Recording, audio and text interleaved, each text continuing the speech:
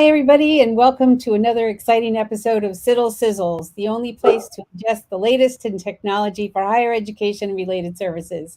Tonight, I'd like to welcome our guest, Ruth Ziolkowski from TextHelp. Ruth, nice to be here. How are you doing today? Hey everyone, fine. It's great to be here and got my little pups with me today and, full house. So, Oh, excellent. All right, so tell us a little bit about yourself.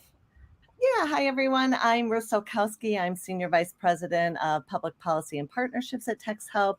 Come from a long history in the assistive technology field, started as an occupational therapist, and then did several jobs with Don Johnson Incorporated, including being president for many, many years. And then as TextHelp and Don Johnson decided to join forces to really look at all the students that have been missed. And really our goal is to get to 1 billion people who learn differently, and we want to help everyone be understood and understand. That's a lofty goal. I like that goal. I hope I can be part of that too. And I Thank you, hope our everyone. audience too. That's a big goal to reach. So yeah, you're going to need a lot of support and help. So tell us, what do you want to talk about today? So I want to talk about something we've been doing both companies for a long time, but it's really still the core of what we do, and it's our literacy toolbars. There's also math toolbars, but I thought we'd focus on literacy today. Cool. And so tell us, what do you mean by literacy toolbars? Sure. And if you want to start my slides, I can kind of give a visual, representation of that. But I think there's several things that are really important. They seem so simple in a strange way, but what several things about literacy toolbars. First and foremost, I think one thing about them is that they're always available. If you struggle with any part of literacy, reading or writing, or some of the different elements, it's something that kind of you struggle with on and off. Some lessons you might be successful with, others you might not. And so what you really want is something that you can trust. It's always available to you and it's consistent.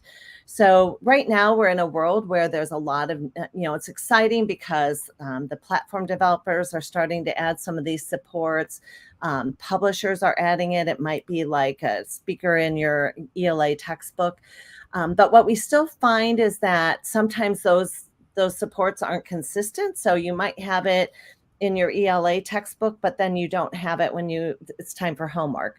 Or you might have to find, for me, like I always like, if I need my text to speech or my speech to text, like where is it right now? Like in this format, how do I get access to it if I want to use it in my comments? So literacy toolbars are those things that are just consistently available no matter when and where you're at. It's kind of like having your kitchen always available with the tools, and where they are. Your measuring cups are always in the same spot, so. Right. Yeah, it's funny because when we think about our toolbars too, in some places you don't think about them because they're always there. But when you're dealing with your students and their needs for their toolbars, it really is important to make sure that they're accessible on all of the different platforms that they're using, whether you're there or not. And it's not something we think about consistently. So that's an interesting point. And I think, my background's as an occupational therapist. So you think about like working memory and those executive functioning pieces. And as much as we can take away all those little logistics, it helps us always, spend our energy on the higher order thinking. And that's ultimately what we want. So Right. I put on our screen our two favorite product lines, Read and Write for Google, and then Snap and Read and Co-Writer. Both companies, TextHelp and Don Johnson, had a little different approaches, but you can see we both hit literacy in the same ways. And, within a toolbar. So with the top toolbar you see with Read and Write, they have several buttons related to speech, text to speech, because they have things like hover speech and ultimately different ways to manage your text to speech. The Snap and Read toolbar was with one simple button because the way we supported that was you could either highlight the text you want read or you just click where you want to start and read it. So two different approaches, but really, I think what's most important between these two toolbars, and they both support students in the same way. If you think about literacy, the common areas people struggle with, decoding and fluency. So we have all the text-to-speech supports for that. Vocabulary is a big area. So both companies had ways to really think about vocabulary and supporting students to really build that skill and to supplement that. And then comprehension is another big area, and we use tools like study supports and outlines, that type of thing. And then in terms of writing, it's really your word prediction and speech to text. So both toolbars provide all of those supports for students. So you can pick either toolbar. Yeah, I think one of the ones that I saw that I loved was being able to highlight vocabulary words, get definitions, but then create your own set of flashcards too. Yeah, Because you can, a lot of times students are given a set of flashcards and that might not be what they need. They may need to go through and highlight their own words, so I wished I'd have had that many times in some of my coursework because I am a little, there are many common words that I struggle with, whereas some of the more difficult words I don't need help with.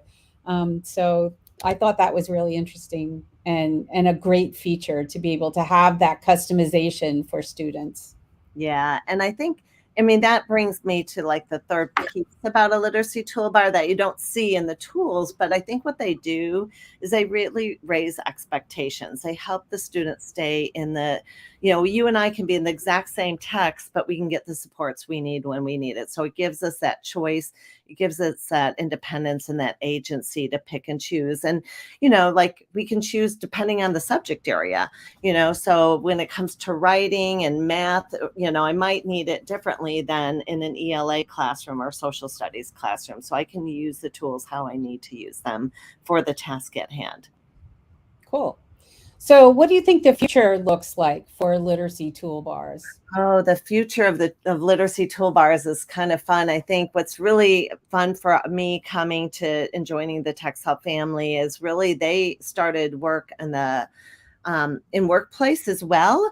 And so when we think about higher, kind of like that smooth transitions from K to 12 to the workplace, which is ultimately why we educate our students, they're doing some really exciting work with workplace. So I had the luxury a couple weeks ago to be with EY Ernest Young, and with one of their divisions that most people think of neurodiversity being part of the human resources group of workplace, but in Ernest and Young, it's sitting under their innovation group.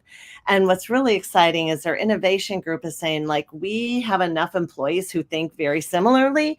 What we need is more neurodiversity. So they have part of their innovation group is actually a group looking to actually recruit people with neurodiversity because Wow. they want that different thinking in there. And they are bringing coaches to make sure that some of the unique things that some students really might struggle with can fit in, but they're really actively recruiting people who think differently. And I think that's really, when we start understanding that world, like right now K to 12 with our standardized tests, we're trying to almost create people who are very similar in their skills, but what the workplace wants is that diversity.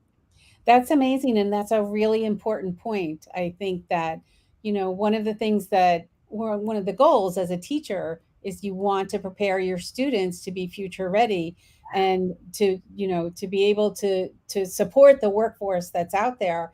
Our workforce, our employers are already asking for those neurodiverse, those creative students, the ones that think differently and may not be able to do the work in school that we're requiring of them now without some of these extra tools and be able to. So we need to really find a way for them to shine Yeah. so that once they get into the workforce is going to be ready for them. They're waiting for them already. So I think that's an important point.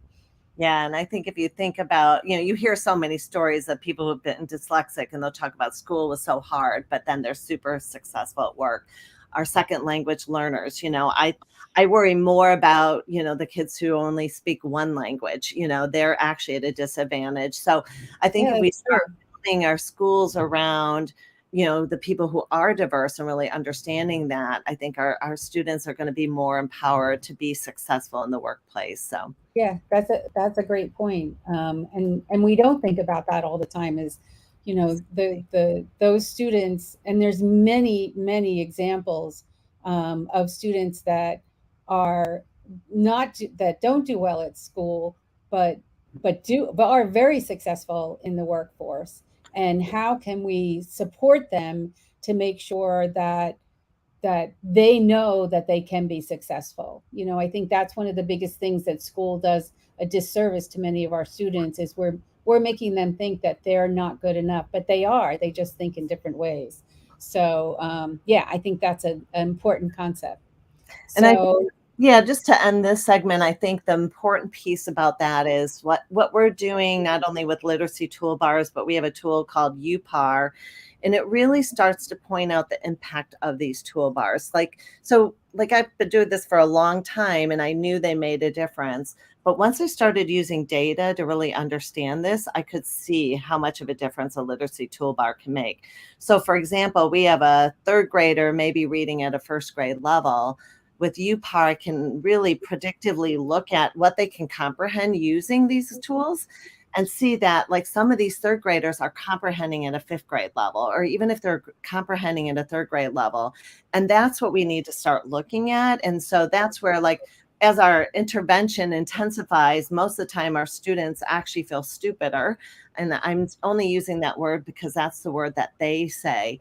But if we start showing them a whole profile of themselves that like, yeah, you're struggling with your decoding and fluency, but your comprehension when you use these tools can be at and above grade level. It really helps the students really think about themselves and really builds that agency. And yeah, so I think that's that multiple representation that we need to get to. yes, exactly. And it's good for the other students that are thinking differently too, or being able to be successful to see that just because you can't do things the same way doesn't mean one person is better or worse than the other. Everybody does things differently. So when you're using your products from TextHelp, are you able to collect that kind of data? Yeah, we actually have a tool called UPAR that we actually can collect it more like a screening for accommodations, because we found that many students with high incidence disabilities that are like more what I would call the invisible disabilities are often missed, and people just don't think that they can benefit from them. But making this data, and you have on the screen, like this is a fifth grader reading at a fourth grade level. And what you can see when they read silently, they read below grade level by one grade level. But when they're using a text reader, look at the student can comprehend at a 12th grade level. And That's that's amazing. diversity we're seeing in some of our students and why this is complex. So like sometimes I have to give them materials at their independent reading level when I'm working on decoding and fluency, but the rest of the day I need to be giving the student like actually harder materials. But because we've focused so much on the decoding and fluency, what's happening is our students actually aren't even sure that a literacy toolbar will make a difference for them. But showing them this data, we've really been able to change their student agency and really help them be able to advocate because they can understand the benefit that it will bring to them. That's really amazing. I mean, you can see here this data is just you know Mind-blowing. Yeah.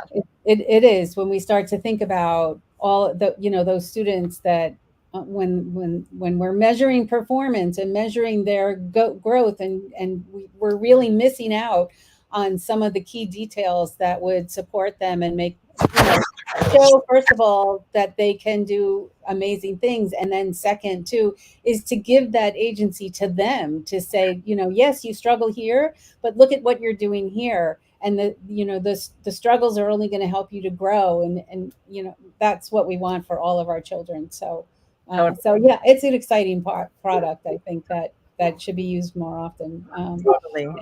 and helping teachers to be able to show their provide that to their students. I think because it lets students have more agency in their own learning too. Yeah. So should I run to my kitchen and we can start? I'm going to have to. So yes, you're right. It's time Right to get cooking. And here we go. I'm going to move over okay, into the kitchen.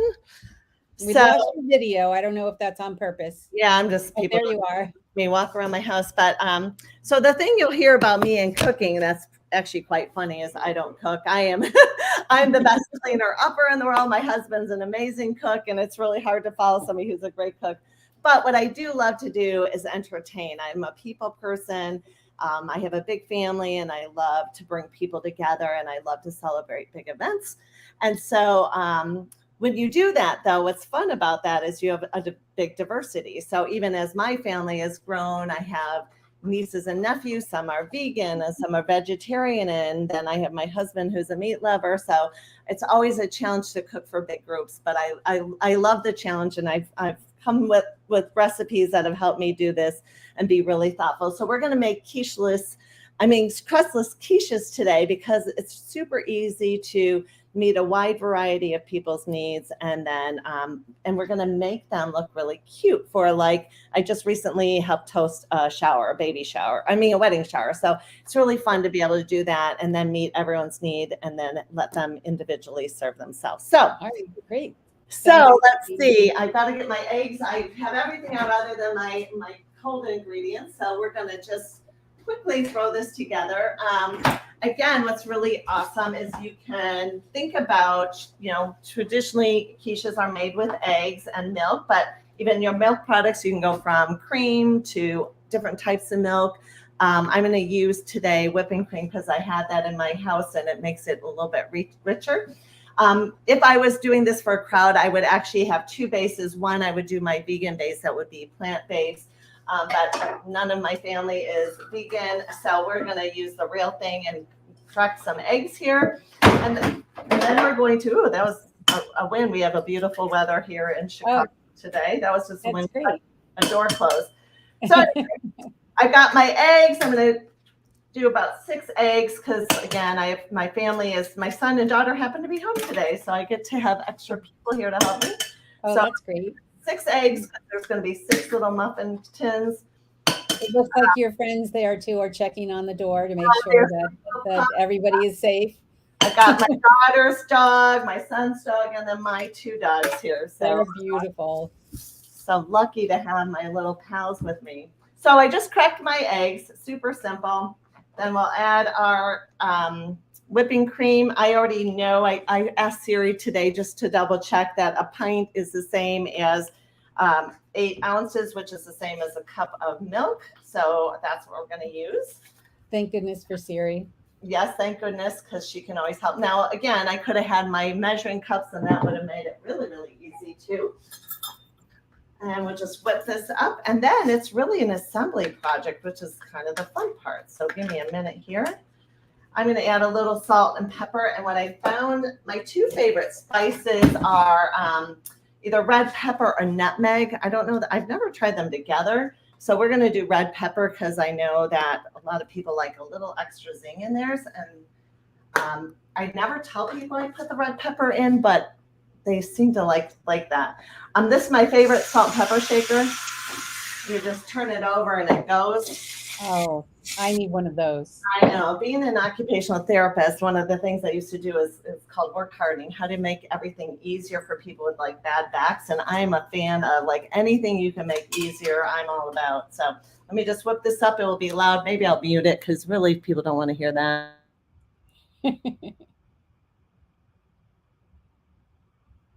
Okay, so I can attest that it is very quiet. We do not hear the loud mixer going. Speaking of Siri, so once you've stopped, what about AI and TextHelp? Have you been thinking about that? Oh my gosh, for sure. I think there's lots of things we can do to help with AI. I think it's going to help facilitate at a teacher level, really what I call like jobs to be done. I think we can help with really matching what students need and help the teachers be more thoughtful about that or give them some of that data. Even as we've added data, it's another skill just to learn how to interpret data. So I think AI can help us like bring data together and then help guide teachers and give them like narrow the choices or point out some things that they might not have seen. with their eyes. And it's all about giving students what they need in the end. And I was going to say, for students, obviously, like, it's going to be a game changer for a lot of our students. Yeah. I struggle with word finding. I have great big ideas in my head, but my disability is more about like my words don't always match.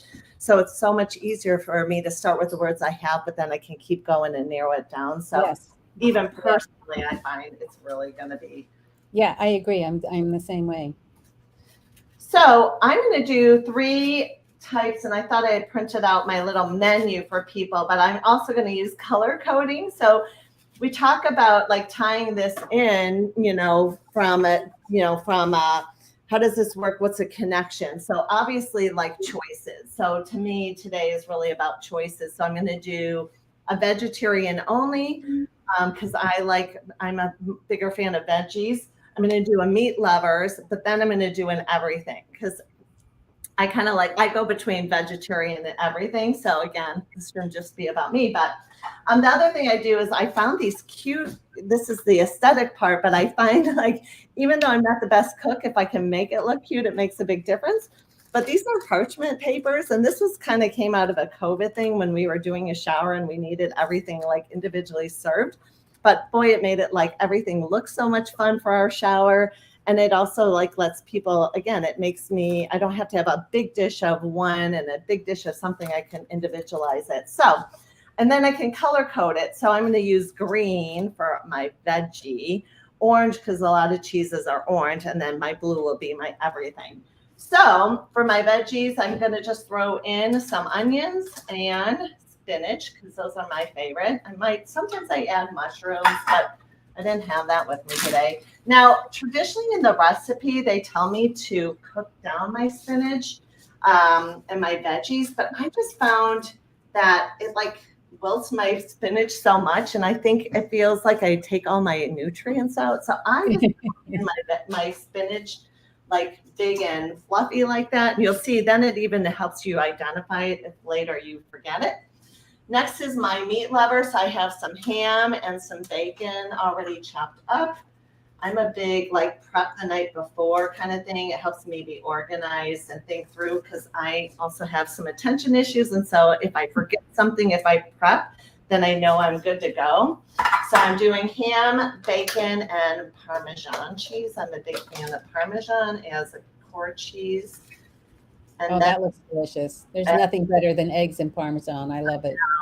And then we'll do our everything, which is one of my, people ask me, what do you want to eat? And I'm like, everything. That's my problem. About what I eat. So I'm going to put a little spinach, a little bacon. There's nothing better than spinach. I love the idea of taking this part and prepping it all ahead of time, especially for something that you can make for breakfast, because in the morning, all the hard work is done. You can just put it all together, cook it up, and you're amazing. Yeah.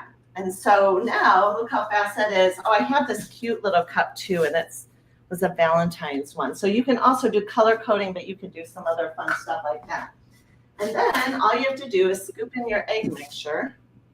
And I did quiches because I have gone a little bit more low carb.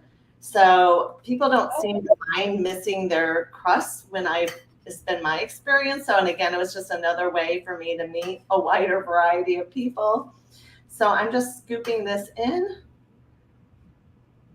Yeah, this is much easier than having to think about the crust, because a lot of times the crust will be too soggy or too dry, or it's nice to be able to just put this togetger. I have these cute little crusts. I'll put them in 375 for 45 minutes, and I will have breakfast for dinner tonight for my family. And that's pretty much how you do quiches crust.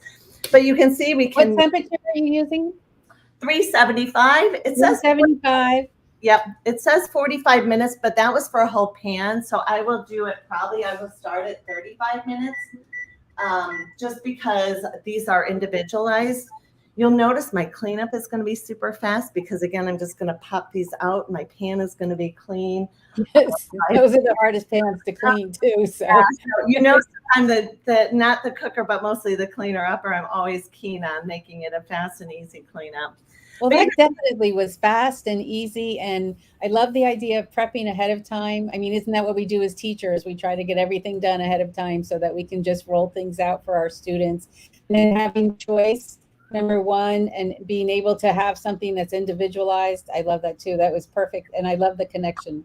and So, here's my little, you can like display these things fun, like so you can see, you can tear them up, you can oh, look at, isn't that great? container, you can see by the color of the little parchment papers, you can do like fall theme or a summer theme. So I did more of a summer spring theme with multiple, fun colors. So again, you can make it look cute. Then people will pick up your food, so. No, I loved it, and I'm sure they're delicious. And you have to let me know where you got your salt and pepper shakers. Oh Those yeah, are, that's going to be on my birthday list. these are the bomb. I don't know the name of them, but just like so easy. Just you can get freshly ground pepper and salt just by pulling, Yeah, turning them I over. definitely like those. You, Christine. Well, So, thank you so much. I loved our discussion today, especially when we're thinking about our students and the workforce. The workforce is out there waiting for our students. They've got the tools already to support our students, so it's up to us to really make sure that we're teaching our students how to use all of these tools, including just the simple toolbar, but even more than that, to be able to get them ready to be what's coming, because they're going to get there. So yeah, we have a lot of work to do, and so well thank you for all the work that you're doing. I so appreciate well it. And thank you said. for being here today.